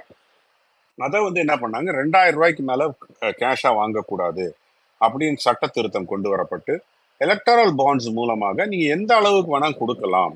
ஆனா எலக்டரல் பாண்ட்ஸ் ஒரு ஸ்டேட் பேங்க் ஆஃப் இந்தியா அந்த ஒரு பாண்டை இஷ்யூ பண்ணும். ஐ திங்க் 4 முறை இஷ்யூ பண்ணும், வருஷத்துல 4 முறை, 10 நாட்களுக்கு அது வந்து இஷ்யூ இருக்கும். அதை யார் வேணா வாங்கலாம், வாங்கி 15 நாளுக்குள்ள அதை என்கேஷ் பண்ணணும். அப்போ இப்போ சுந்தர்ராமன் அவர்கள் ஒரு 10 கோடி ரூபாய்க்கு வாங்கி பிஜேபிக்கு ஒரு 5 கோடி ரூபாயும், அதிமுகவுக்கு ஒரு 3 கோடி ரூபாயும், திமுகவுக்கு ஒரு 2 கோடி ரூபாயும் கொடுக்குறாங்க ஒரு உதாரணத்துக்கு வச்சுப்போம். 15 நாட்குள்ள கொடுத்தா சுந்தர்ராமன் தான் 5 கோடி ரூபாய் கொடுத்தாங்கன்ட்டு பிஜேபிக்கு தெரியாது. சுந்தர்ராமன் 3 கோடி ரூபாய் அதிமுகவுக்கு, 2 கோடி ரூபாய் திமுக கொடுத்தான்னு தெரியாது. ஆனா சுந்தர்ராமன் 10 கோடி ரூபாய் எலக்ட்ரல் பாண்ட்ஸ் வாங்கியிருக்காருன்ட்டு அவருடைய புக்ஸை பார்க்கும்போது நமக்கு தெரியும். ஆனா அது யாருக்கு கொடுத்தாருன்றது தெரியாது. அப்ப திமுக வந்து கேட்க முடியாது, நீ ஏன் பிஜேபிக்கு 5 கோடி கொடுத்த, அதிமுகவுக்கு 3 கோடி கொடுத்த, எனக்கு 2 தான் கொடுத்த அப்படின்றது கேட்க முடியாது. பிகாஸ் யாருக்கு எவ்வளவு கொடுத்தாருன்றது அந்த விஷயம் வந்து வெளியில தெரியாது. ஸோ இதுதான் அந்த கான்ஸ்டிடியூஷனல் கேரண்டி கொடுக்கப்பட்டது, அந்த அனானிமிட்டி கொடுக்கப்பட்டது அந்த எலக்ட்ரல் பாண்ட்ஸ் மூலமாக. உச்சநீதிமன்றம் அது தவறு என்று சொன்னது என்னை பொறுத்த வரைக்கும் ஒரு ஜுடிஷியல் அவுட்ரீச் என்று தான் சொல்லுவேன். இல்லையா அதை வந்த உடனே ஸ்ட்ரைக் டவுன் பண்ணிருக்கணும். அதை நம்பி கொடுத்து ஒரு 5 வருஷம் கழிச்சு இந்த டீட்டெயில்ஸ் எல்லாம் நீங்க கொடுங்க அப்படின்னு சொன்னது ஒரு தவறான ஒரு அணுகுமுறை என்பது என்னுடைய தனிப்பட்ட முறையில் ஒரு பார்வை. ஆனா அந்த எலக்டரல் பாண்ட்ஸ் இப்ப என்ன பண்ணோம்னா இது இன்னும் ரீஃபார்ம் பண்ண வேண்டிய இடத்துல இருக்காங்க. அப்போ what is the control number அது வந்து யாருக்கும் தெரியாது. இப்ப யாருக்கு கொடுத்தாங்க அப்படிங்கறது வந்து ஒரு கட்சியும் வாலண்டரியா டிக்ளேர் பண்ணலாமே தவிர டிக்ளேர் பண்ணாத கட்சிகள் யாரு மூலமாக தங்களுக்கு வந்தது என்று சொல்ல முடியாது. இதுலதான் பல ஹேஷியங்கள் வருது. உடனே வந்து ஆரம்பத்துல என்ன பண்ணாங்க, லாட்ரி மார்டின் ஒரு 1300 கோடி ரூபாய் அவர் தான் ஹையஸ்ட் கான்ட்ரிபியூட்டர் அது கொடுத்தாங்கன்னும் போது உடனே திமுகவும் காங்கிரஸ் என்ன பண்ணாங்க, அவர் மேல ரெய்டு விட்டு, இடி ரெய்டை விட்டு, அவர் வந்து ரெய்டு விட்ட உடனே ஒரு எலக்ட்ரல் பாண்ட்ஸ் வாங்கி பாஜகவுக்கு நன்கொடை கொடுத்த பிற்பாடு அந்த ரெய்டை ஊத்தி மூடிட்டாங்கன்ட்டு. கடைசியில பார்த்தா lottery Martin did not pay anything to BJP. பண்ணியிருந்தாலும் ஏதோ ஒரு வெரி மியூனிசிபல் பார்ட்டா இருந்திருக்கும், இதுக்கும் அதுக்கும் கனெக்ஷனே இல்லாமல் இருந்திருக்கும்.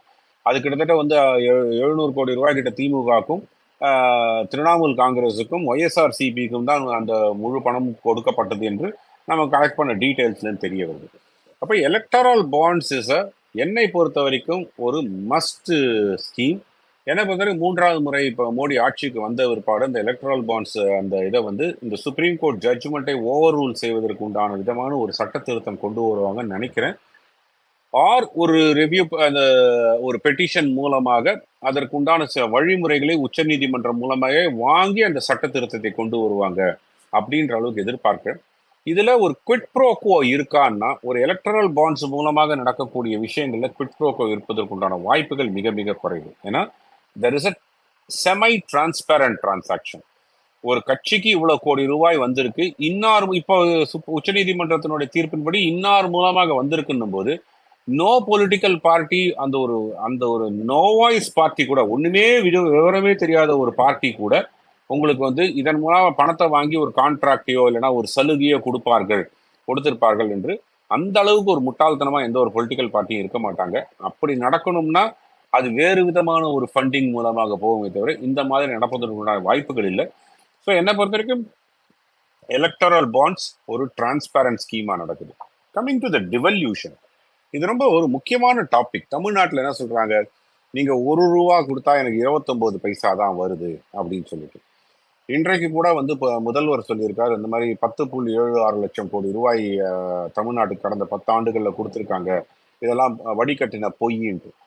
இது ஆக்சுவலி வந்து என்னன்னா, முதலமைச்சர் அதை பேசுவதற்கு முன்னாடி அவருடைய மினிஸ்ட்ரி, அவருடைய கேபினெட்டில் இருக்கக்கூடிய பட்ஜெட் பிரசன்டேஷன் பண்ண நிதி அமைச்சரிடம் கேட்டிருந்தாலே விவரம் தெரிஞ்சிருக்கும். ஒரு அரசாங்கம் நம்ம என்னன்னா, ஒரு டெவல்யூஷன் சிம்பிளா புரிஞ்சுக்கணும்னா என்னன்னா, இது வந்து ஒரு கான்ஸ்டிடியூஷனல் மேண்டேட். ஃபினான்ஸ் கமிஷன் மூலமாக ஒரு அரசாங்கம், மத்திய அரசாங்கம் தனக்கு வரக்கூடிய வருவாயில் எவ்வளவு சதவீதத்தை மாநிலங்களுக்கு பிரிச்சு கொடுக்கணும், அது எந்த பர்சன்டேஜ்ல இருக்கணும் என்பதை விரிவாக்கக்கூடிய ஒரு விஷயம். அது ஃபினான்ஸ் கமிஷன் மூலமாக இது செய்யப்படும். இதை வந்து ஓவர் ரூல் பண்ணுவதற்கோ இல்ல சேஞ்ச் பண்ணுவதற்கோ மத்திய அரசாங்கத்துக்கு அதிகாரம் கிடையாது. இதுதான் அரசியலமைப்பு சட்டம் சொல்லுது. அப்போ முன்னாடிலாம் என்ன பண்ணிருந்தாங்க, ஒரு 27% ஆஃப் சென்ட்ரல் கவர்மெண்ட்ஸினுடைய டாக்ஸை வந்து டெவல்யூஷன் ஃபண்டு கொடுத்துருந்தாங்க. இப்ப 42% உயர்த்தப்பட்டிருக்கு. லடாக்கினுடைய இது ஸ்டேட் ஹுட்னால அது 41% குறைக்கப்பட்டு, ஏன்னா அவர்களுக்கு ஒரு அதிக சலுகை கொடுப்பதற்காக 41% இந்த டெவல்யூஷன் ஃபண்ட் வரும். அப்ப டெவல்யூஷன் ஃபண்ட்ல என்னெல்லாம் வருதுன்னா, மத்திய அரசாங்கத்துக்கு கிடைக்கக்கூடிய வரி வரும். அப்போ சிஜிஎஸ்டிலயோ ஐஜிஎஸ்டிலயோ எஸ்ஜிஎஸ்டிலயோ இருக்கக்கூடிய பாதி, சிஜிஎஸ்டி முழுக்கவும் ஐஜிஎஸ்டியில இருக்கக்கூடிய சிஜிஎஸ்டி காம்பனண்ட்டும் இது வந்து இதுல வந்து இந்த டெவல்யூஷன் ஃபண்ட்ல போகும். இப்போ ஜிஎஸ்டின்னு எடுத்தோம் என்றால் 18% ஜிஎஸ்டினா 9% டைரக்டா மாநில அரசாங்கத்துக்கு போயிடுது. மீதி இருக்கக்கூடிய 9% மத்திய அரசாங்கத்துக்கு போறது. இன்டர் ஸ்டேட் டிரான்ஸ்ஃபர்ஸ்ல வரும்போது ஐஜிஎஸ்டி என்பது அதுல 50% சென்ட்ரல் கவர்மெண்ட்டுக்கு போயிடுது. மீதி 50% அந்த base of the proportion state government, respective state government, அதாவது ஆரிஜினேட்டிங் ஸ்டேட் கவர்மெண்ட்டுக்கும் பெனிஃபிஷரிஸ் இது கன்சம்ஷன் ஸ்டேட் கவர்மெண்ட்டுக்கும் போய் சேருது. அப்போ அந்த ஸ்டேட் கவர்மெண்ட்டுக்கு போய் சேரக்கூடிய அந்த 50% என்று இருக்கு பார்த்தீங்களா. இப்போ ₹1 வந்து ₹2 ஜிஎஸ்டி கலெக்ட் பண்றாங்கன்னா ₹1 மாநில அரசாங்கத்துக்கு டைரக்டா போயிடுது. மீதி ₹1 டெவல்யூஷனுக்கு போறது. அதே மாதிரி மத்திய அரசாங்கத்துக்கு வரக்கூடிய இந்த இன்கம் டாக்ஸ் கலெக்ஷன்ஸ் எல்லாமும் டெவல்யூஷன் ஃபண்டில் போயிடும். அதிலிருந்து பிரித்து கொடுக்கப்படுகிறது. இது என்னன்னா, ஒரு டெவல்யூஷன்ல இருந்து பிரித்து கொடுத்து டைரக்டா ஒரு ஃபண்ட் டிரான்ஸ்ஃபரா நடக்கும். இதை தாண்டி மத்திய அரசாங்கம் கொடுக்கக்கூடிய கிராண்ட்ஸ், இன்ஃப்ராஸ்ட்ரக்சரல் ப்ராஜெக்ட்ஸ், இதெல்லாம் இந்த டெவல்யூஷன் கீழே வராது. மத்திய அரசாங்கம் தான் வைத்திருக்கக்கூடிய இந்த 59% டாக்ஸ் ரெவின்யூ, அந்த நாடு முழுக்க கனெக்ட் பண்ணப்பட்ட அந்த 59% டாக்ஸ் ரெவின்யூவை வச்சுக்கிட்டு கடன் வாங்குவதை வைத்துக்கொண்டு மாநில அரசாங்கங்களுக்கு பல மாநிலங்களில் ஒரு கிராண்ட்ஸா கொடுக்குறாங்க. இப்போ வந்து கிசான் சம்மான் நிதி 6000 ரூபாய் இப்போ தமிழ்நாட்டில் இருக்கக்கூடிய விவசாயிகள் பலர் கொடுக்குறாங்க. அதே மாதிரி வந்து பிஎம் ஆவாஸ் யோஜனா தமிழ்நாட்டில் இருக்கக்கூடிய வீடு கட்டுபவர்கள் கொடுக்குறாங்க. இது எல்லாமே எங்க தெரியும்னா, நம்ம தமிழ்நாடு பட்ஜெட் அறிக்கையில பாத்தீங்கன்னா ஒரு ஸ்டேட்மெண்ட் வந்து சென்ட்ரல் கவர்மெண்ட் கிராண்ட்ஸ் அப்படின்னு வரும். அதனுடைய டோட்டல்லாம் எடுத்து பார்த்தீங்கன்னா உங்களுக்கு அது வந்து apart from the devolution share இந்த கிராண்ட் ஷேரையும் எடுத்துக்கணும். எடுத்து பார்த்தீங்கன்னா வந்து கிட்டத்தட்ட 10.76 லட்சம் கோடி ரூபாய்க்கு மத்திய அரசாங்கம் கொடுத்துருக்கு. இதனை தாண்டி உங்களுக்கு இன்ஃப்ராஸ்ட்ரக்சர் டெவலப்மெண்ட், ஒரு சாகர்மாலா திட்டத்தின் மூலமாக தமிழ்நாட்டில் நடக்கக்கூடிய போர்ட் என்ஹான்ஸ்மெண்ட்ஸ், அதே மாதிரி வந்து ரோடுனுடைய ஹைவேஸ் ரோடு லே பண்றது, ரயில்வே செப்பரேட்டா வந்து குட்ஸ் காரிடார் அமைப்பதோ இல்லைன்னா ரயில்வே வந்து எக்ஸ்பான்ஷன் பண்றது, இது எல்லாமே உதாரணத்துக்கு சொல்லப்படக்கூடியது எல்லாமே வந்து உங்களுக்கு சென்ட்ரல் கவர்மெண்டோடைய இன்ஃப்ராஸ்ட்ரக்சர் ப்ராஜெக்ட். இதனுடைய காஸ்ட் எல்லாம் எடுத்தீங்கன்னா இதோட இன்னும் மேலேயே போகும். அந்த ஒரு 10.76 லட்சம் கோடி ரூபாய்க்கு மேலேயே செல்லும். அப்போ ஒரு மாநிலம் வந்து எஸ்பெஷலி தமிழ்நாடு ஒண்டி நான் 1 ரூபாய் கொடுத்தா எனக்கு 29 பைசா தான் வருது என்பது ஒரு அப்பட்டமான ஒரு பொய். இது வந்து ஒரு அரசியல் கீழ்த்தரமான அரசியல் என்பது என்னுடைய பார்வை. ஏன்னா வந்து தமிழக மக்களை பொறுத்த வரைக்கும் அந்த உணர்ச்சியை தூண்டி விட்டுட்டா உடனே வந்து மத்திய அரசாங்கம் வஞ்சிக்கிறது, இந்த ஒரு பிரிவினைவாதம் ஒண்டி தான் பேசக்கூடிய இடத்துல தமிழக அரசாங்கம் இந்த திமுக இருக்கு என்பதுதான் ஒரு முக்கியமான விஷயம். I hope I answer both the questions Sundar. Thank you so much sir. ரொம்ப கிளாரிட்டி ரெகக்னிஷன். திரு எச் ராஜா அவர்கள் திருவண்ணாமலையில் ஒரு கேம்பெயினில் இருந்திருக்காங்க. Also is not little well, சொன்னால இன்னைக்கு அவரால் பார்ட்டிசிபேட் பண்ண முடியல. இந்த எலெக்ஷன் கிரானிக்கல்ஸ் தொடர்ந்து நாளை மறுநாள் நடக்க இருக்குது, அதில் கண்டிப்பாக வந்து பேசுகிறேன்னு சொல்லியிருக்காங்க. ஸோ அவர் எல்லார்ட்டையும் ஒரு அப்பாலஜைஸ் கேட்டுக்கிட்டாங்க. இந்த செஷன் இதோட முடிவெடுக்க ரொம்ப 1 hour ஆயிடுச்சு. I also humbly recognize the presence of Sri S.R. Shekhar Avargal, the treasurer of the Tamil Nadu BJP, and also Professor Asirvadam Acharya Avargal, and many chartered accountant company secretaries who have joined today. இது வந்து Covid காலத்தில் வந்து நம்ம போய் மக்களுக்கு நிறைய பேர் சொல்லியிருக்கும் போது மோடி அவர்கள் வந்து நம்மள்கிட்ட ஓட்டு கேட்கறதோட நம்ம மோடி எலெக்ட் பண்ணி நம்மளை டெவலப்மெண்ட் ஸ்டேஜ் நெக்ஸ்ட் ஒரு 5 yearsல வந்து இந்தியா வந்து ஒரு 3rd place ஆஃப் எக்கானமியை வந்து நோக்கி போகுது. இது வந்து மோடிஜி இருந்தால் மட்டும்தான் சாத்தியம் அப்படின்றத அனைவர் மக்களும் புரிஞ்சு செயல்பட வேண்டும். உங்களுடைய கருத்துக்கள் அனைத்துக்கும் இன்னைக்கு whatever you have placed before this forum, thanks a lot sir. Thank you for sparing your time. I quickly request Jagannathan, the State Secretary of Thinkercell, to give the vote of thanks. வணக்கம் sir. Good evening everyone. திரு பிரதமர் அவர்கள் first time பார்த்தாச்சுன்னா it was reform to transform from being the fragile 5 to becoming the 4th largest economy. India has truly come a long way. First term was transforming India, reform to transform. Second term வந்து governance delivery. Third term, I think the manifesto lays a fantastic roadmap for the makings of a superpower. India has shown the green shoots for the makings of a superpower. அதை boost பண்ணுறதுக்கு Atmanirbhar, சுயசார்பு பாரதம், self reliance on all accounts, country, individual, everyone. So largest Sriram sir சொன்ன மாதிரி, Raman sir சொன்ன மாதிரி freebies இல்லாமல் how to make India self reliant, அந்த ஆங்கிளில் the concentration and thrust has gone to a great extent. And delivery of governance சொல்லவே வேண்டியதில்லை. We are in a right path. I thank everyone for a patient hearing, and thanks Shelvi Damodarji for giving us the opportunity, and Tamil Nadu Dialogues, Ravana Deepan, Sri Sundar Ramanji, our Vice President, and Sri Ram Sheshadriji for a very enlightening session this evening. And I can see some senior members, Asirvadam Acharya sir and Sri S.R. Shekhar sir. Thank you for joining us, and many more seniors who have joined. Thank you so much, sir, for this wonderful enlightening session. Thank you all, thank you so much. மற்றொரு நாளைக்கும் கடைசி நாள் அன்னைக்கு அவர் honourable union minister for housing Hardeep Singh Puri அவர்கள் join பண்ணி பேசுகிறேன்னு சொல்லியிருக்காங்க. அது மாதிரி நாளைக்கும் எலெக்ஷன் க்ரானிக்கல்ஸ் ஃப்ரம் டிஎன்பிஜேபி திங்கர்ஸில் தொடரும். இன்னைக்கு ஜாயின் பண்ண அனைவருக்கும் மிக நன்றி. Thanks a lot sir. வீல் வாண்ட். தேங்க்யூ. தேங்க்யூ.